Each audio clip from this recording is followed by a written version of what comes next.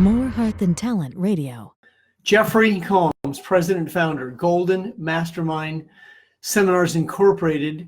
Welcome to the Tuesday afternoon Facebook Live in the Golden Mastermind Studios. Welcome, everyone. Honored to be here with you. So as you come on, go ahead and give me a wave or a hello. I see Tiffany Albertson just joined us, Scott Huminski. Look forward to seeing both of you at future events here in the upcoming year. So Facebook Live goes back. Facebook Live started over 1 year ago, but the original More Heart Than Talent mindset call started at 10:30 Eastern Standard Time in 1999. It originally started in 1998 as an afternoon call, but I moved it into the evening. So you're here as a byproduct of what I started over 20 years ago. My condolences, first of all, that any of you are in Florida or experience any of the weather challenges. I have a Breakthroughs to Success event this weekend. So I know Eric Graybell is on the call here this afternoon. So I look forward to seeing any or all of you this Thursday. If you are a coaching client and you've not experienced Breakthroughs to Success, I have a Breakthroughs to Success this weekend, Thursday night, Friday, and Saturday. And then the last event of the year, if you're a coaching client, it's a free event. It's a 2.5-day event called Breakthroughs to Success.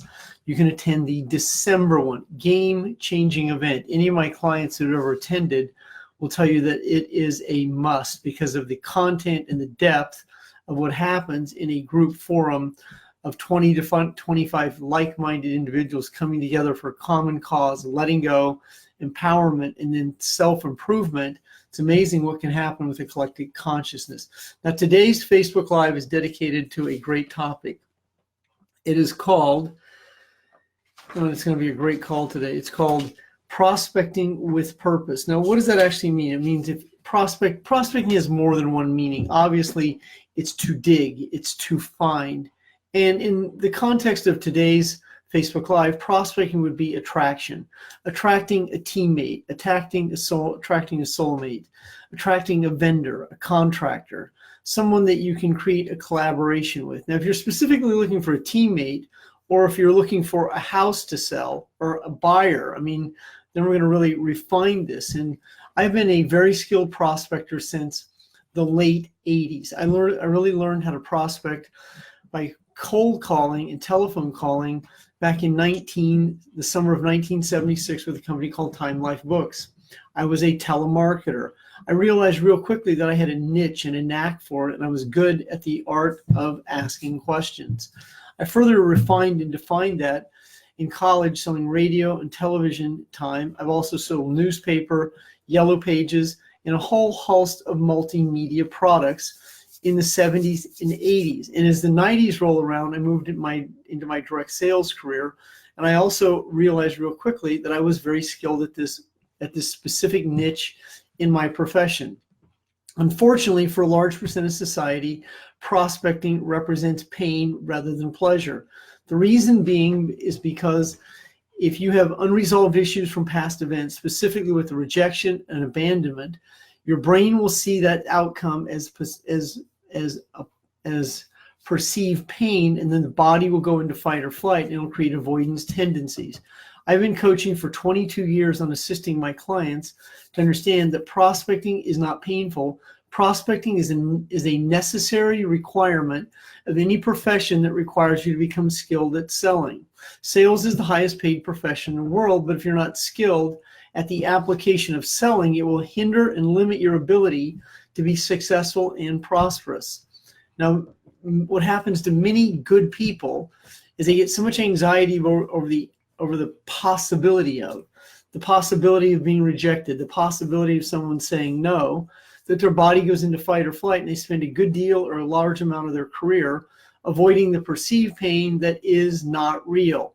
Now, as you begin the understanding of the let go process and allow yourself to move into a relaxed body, into the skill of prospecting, which is really asking the questions about the outcome you seek to see if the person qualifies for what you're looking for. If you ran an ad in the newspaper and you were looking for someone to be your employee and you wanted someone to be your personal assistant, or you ran an ad on an online situation and you wanted someone to be your house cleaner, your babysitter, your nanny, your personal assistant, or you're going to interview that person to see if they are the right fit. Now, that makes sense to most people. So that's what you do. You'd ask them a series of questions to see if they were qualified. Where did you go to college? What have you done in your background? How many other households have you served? What are your qualifications? Why do you want this job? What kind of financial requirements are you looking for? I mean, you'd ask these questions, and most of you wouldn't feel anxious about prying into other people's affairs. This is what happens when you go into fight or flight. Now, the egoic mind that silently suffers worries about this: making a mistake, saying the wrong thing, asking the wrong questions, getting in trouble, offending someone, and a whole host of situations that the analytical egoic mind creates to avoid the perceived pain. In reality, it's going to be your objective and your responsibility to be able to ask the questions in a very relaxed forum, in a relaxed body, to see if the person you're communicating with has the qualities, attributes, skills, talent, or has the requirements that you are looking for to purchase a product, benefit, feature, go to work for you, be your assistant, be a vendor, be a contractor, any multitude of situations. Now, I know my client, Scott Huminski, is on the call today. Scott is a licensed contractor. He's also a real estate investor. He also does fixes and flips, rehabs. He's a very skilled real estate professional. And he would also tell you this, that when you're doing houses, when you're upgrading houses, when you're establishing, rebuilding a house, it's very important that you have the right people in your influence. You require a certain skill set of people who will show up and complete projects. You may require a drywall contractor, you may require a stucco contractor, concrete contractor, brick contractor, any multitude of situations to be able to pull the project together so the outcome is favorable. That means you require skills, contracting skills, writing contracts, asking the questions about finish dates in situations like this, so you can bring that whole project together on a time frame so that that project creates profit. Now, the same situation would apply if you have a network marketing, a direct sales business, or any type of culture where you're bringing a team together. If you're a real estate broker, the same situation. You're looking for real estate agents with a specific skill, they're able to go out and get listings so that there's shared profit on the sale of those homes. If you're an insurance agent, it's the same situation. You require someone who can pass the broker, that can pass the test so they can be licensed. If you're a network marketer or a direct salesperson, you're looking for someone who will see the benefit of your products, benefits, and features so they can be a consumer. Also, someone who wants to create some extra income, full-time income, or someone who wants to change their profession. So you would direct the questions at these very situations. And so you'd be able to have a communication style that's conducive to the outcome. The number one reason that people have challenges prospecting is their anxiety about the outcome before they start. The second situation that hinders many want-to-be success seekers is they have a gap and a delay in their communication style. Rather than their communication style being fluid and having a flow to it, a lot of people start and stop.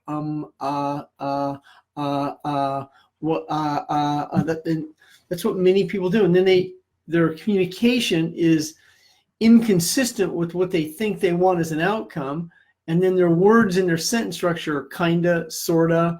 What I'm kind of looking for is what I'm sort of looking for is, no, what I'm seeking in a teammate is someone who's committed. Is that you? And when you're able to ask these questions and you're able to read the situation for what it is, you have the advantage. You're unequivocally in the driver's seat. So when I would recruit, when I was dining, and I look at the waitress, the cocktail waitress, I look at the hostess, the busboy, the bartender, or someone in that restaurant, I'm looking for talent.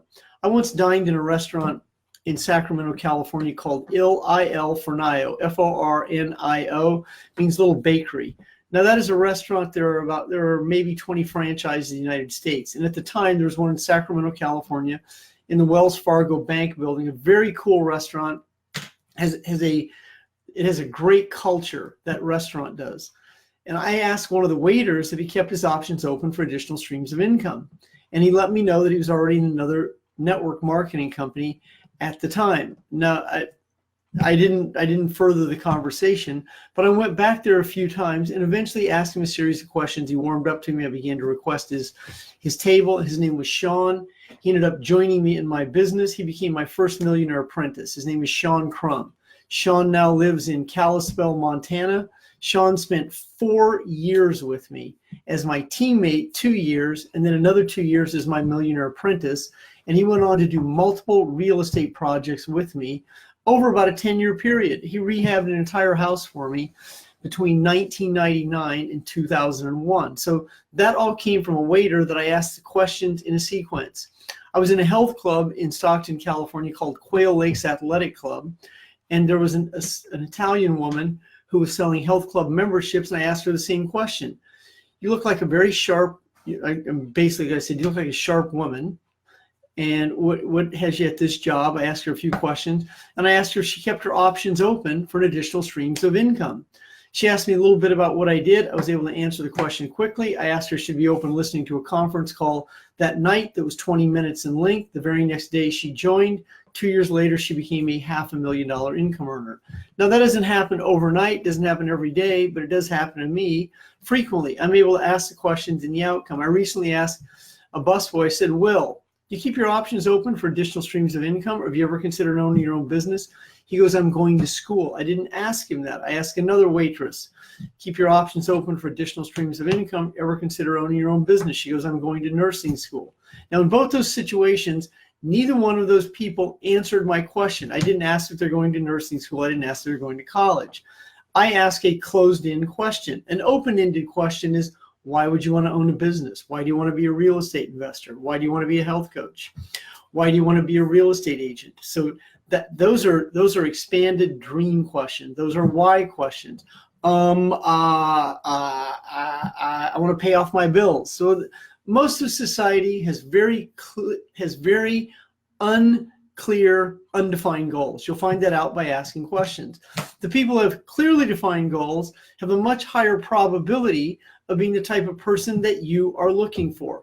And the more you understand cause and effect, why people do what they do, the more you understand predictability, the more skilled you are at being in the conversation, being present, you will hear what's meant, not said. So you can evaluate. There's a difference between evaluating and judging. When you're skilled at prospecting, you're not judging anyone. You're able to evaluate the situation to see if they qualify for your time. Your most valuable commodity is time, and you can't afford to waste it when there's not going to be some potential on return. So when someone asks me for a free 20-minute coaching call, one of my questions is, have you ever considered hiring me? It's also in a survey question, how serious are you about hiring Jeff as your coach? I mean, this is a qualifying question. This will determine who I call back first. It'll determine, the conversation, because that will be the flow of it. That's why I have a questionnaire. It gives me a huge advantage when I call someone back. Those are survey leads. And if you're ever creating leads yourself through a sales funnel, that's part of that process. You want people to go through the front end of that sales cycle, that selling cycle. And that's a tripwire, the first place they come into it. And as they go through the cycle and fill out a survey and they fill out the questionnaire, it gives you a huge advantage because you have a little bit of knowledge about who you're going to be communicating with. I used to do postcards, and I would do 2,000 postcards a week. And I would have about a 5% return on those 2,000 postcards. That means I would have 100 leads a week calling me, leaving their name in my voicemail box. And then the outgo of my voicemail box would say, leave your name and number twice if you're serious, not curious, and I will personally return your call within 24 hours. Now, the person that left their name and number twice always got the first phone call back from me because they listened. My name is, and they say it twice. And that was an unconscious tell. It's a telegraph. That's a telepathic message. And that person that left their name and number twice, they had a much higher probability of joining me in business. And the more you understand who your opponent is, who your prospects are, predictability, and why people do what they do, then you have an absolute deeper insight into being a skilled prospector. Prospectors are very skilled at asking questions, very skilled at fact finding, rapport building, small talk, and creating the connection. Now, your objective is not to stay on the phone with people or in a chat for hours. Your objective is to see if they qualify for your time, have a relaxed conversation with someone, move them through a flow chart so a decision can be created. And the more skilled you become at this, the better you're going to be at the psychology of prospecting. My first audio program that I produced in 1998 was a 2-cassette series called Power Prospecting and Sorting for Professionals. Now that 2-CD audio or 2-cassette audio program is now available on my website, www.goldenmastermind.com. It is called Power Prospecting and Sorting for Pros. I also have Psychology of Prospecting, which is the first eight audio cassette program that eventually became an 8 CD program that's now on download. Psychology of Prospecting, Psychology of Closing was 2003, Psychology of Asking was 2005. So I have 28 products on specifically asking, closing, and prospecting, which was the real cornerstone of my coaching business and my inspirational speaking business in the first few years of my career. I've been very skilled at teaching sales skills. Now, if you're not skilled at selling, there are some reasons. Number one, you avoid it. You have a story in your head that keeps you from relaxing into the process. Typically, rejection and abandonment issues. As you become skilled at letting go, separating your feelings from the events that shape them, now you can relax into the process of prospecting people, asking the questions in a sequence. And if people don't buy from you, they're not rejecting you, they're not buying. They're not buying for a few reasons. Number one is you might alienate them about how anxious you are, telegraphing your own uncomfortability. That will happen occasionally.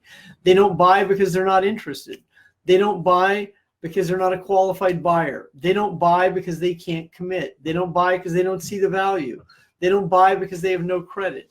They don't buy because they're not able to commit. They have commitment issues. And these are some of the situations that you learn to understand as you become a professional sorter, not an amateur salesperson. As you become very skilled at sorting through the process and you become a professional, then you become the LOF, the law of the few. Now, I sent out this email earlier today, and here's what it says. So here's what you'll learn on today's Facebook Live, and I'm covering some of it. Prospecting is a skill. Now, the skill of prospecting breaks down to my ability to ask the questions. That's part of it. That's A. B is my ability to hear what's meant, not said. And C is my ability to intuit, to trust my feelings on whether this is a qualified prospect or this is a qualified suspect. Yesterday, I did a 20-minute coaching call with someone who said, yeah, I'm considering that 20-hour package. I don't make impulsive decisions, so I'll get back with you. I said, when will you be getting back with me? In the next week or so. I go, great. Well, whenever it's good for you, feel free to get back to me. I let the person diplomatically go. There wasn't a whole lot more for me to ask him, and I haven't heard from him since. Now, I might follow up with one Facebook message, but other than that, I won't be following up with that person because I just didn't feel that. So that's what you want to understand. The fortune is not in the follow-up. The fortune's in being able to close the sale, teaching closing skills, and then building a culture. If you have a business that requires multiple customers, you're selling multiple products, services, benefits, and features, and you're building a large team, then you require the repetition and experience the same situation over and over and over, asking the same questions methodically over and over and over, relaxing into the process and becoming exceptionally skilled at asking those questions. Why you avoid prospecting? I covered this. The reason that most people avoid prospecting is because of the perceived pain about the outcome that hasn't happened. It means unresolved issues from the past. In the present, your body reacts to the stimulus. You avoid the process because you don't know what to say, don't know who to be, don't know what to ask, afraid you're going to make a mistake, afraid you're going to get in trouble, afraid you're going to get rejected. You have anxiety about offending someone, don't want to be judged, and a whole host and multitude of situations that most people perpetuate over and over. Letting go of rejection. Well, first of all, people do not reject you. What people do is they avoid committing. Many people have commitment issues and they're commitment phobic, and they say things like, well, let me get back to you. Let me run it by my wife. Or let me think this over. Let me sleep on it. And I don't make impulsive decisions. Now, people who make impulsive decisions, I mean, it's not that they're impulsive. They may see the value. They have some sense of feel, and they're like, I'm doing it. I'm buying it. This is good for me. That doesn't mean they're going to succeed, but it means that at least it means what it means. It means they're buying or getting started. Qualify leads for your time. You do that through a series of questions about the outcome you seek. Why do you want to own a business? Why do you want to improve the quality of your health? Why do you want to become a real estate investor? Why do you want to be a real estate agent? Why do you want to be an insurance broker? I mean, you ask these questions about the outcome you seek. Why do you want to own a franchise? What are some of your dreams that are unrealized? These are questions that you ask. You ask closed-in questions. How soon are you ready to get started? How committed are you? Or why do you want to? So there's an open-ended questions, the why, and then there's the closed-in questions that how serious are you? So you're not being direct, you're being clear. Clarity in your communication style means you have an inflection that's conducive to persuading and hypnotizing people, and a tone in your voice that's loud enough that people will hear you, but not so loud that you're offensive. And you don't come across being angry, you come across being relaxed. You don't come across being timid, you come across being conscious, meaning that you're permeating and transmuting a presence that says, I'm comfortable with who I am. Join me in my business. We can collaborate together. I'm comfortable with who I am. I have a product, service, benefit, and feature that may be of value for you. Are you open to purchasing? This is the unconscious message along with the conscious message. And the more relaxed and comfortable you are with yourself, the higher the probability that you'll attract your reality, people and situations that will purchase from you, join your team, join your business. Asking the questions in a sequence. This means that it doesn't have to be scripted, but it means you've asked the question so many times, you're able to ask the same questions over and over and over again in that sequence because you understand the repetition and experience of that process. So you're going to hear the same objections, you're going to hear some of the same reasons, you're going to hear some of the same situations over and over. Number 6, setting the sale. You set the sale early in the conversation. You set the sale by trial closing. So at the end of the conversation, you can ask for the commitment. Why do you want to own a business? I mean, you ask that early. Why do you want to change the quality of your life? Why do you want to improve your health? Why do you want to be a real estate agent? I mean, these are the questions you ask, these so you can evaluate. When you join our team, which you'll be joining, when you purchase the product, you'll be able to see immediate benefits. It means that's the hook. You're putting it up front. You're putting it right out there, letting people know the benefit and the feature. So that's all part of this persuasion mastery of setting the sale. That's the hook. So it's like when you're selling, what you're saying is that our product will make you feel better. Our business will allow you to be a better person. When you buy from us, you're going to feel better about yourself. When you use our product, benefit, and feature, you're going to be a beautiful person. The liquor industry plays on this.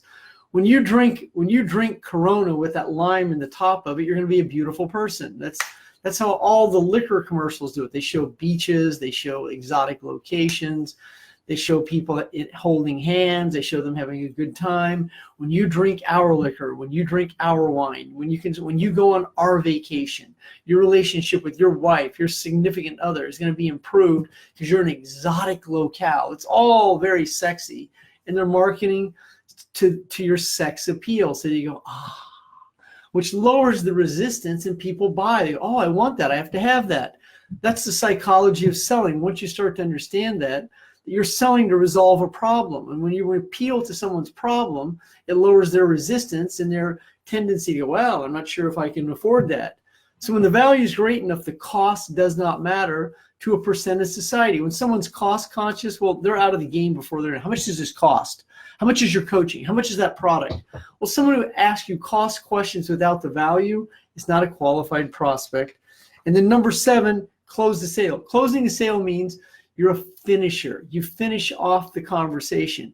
You even close the sale by letting someone go because you're ending the conversation rather than going on and on and on and on.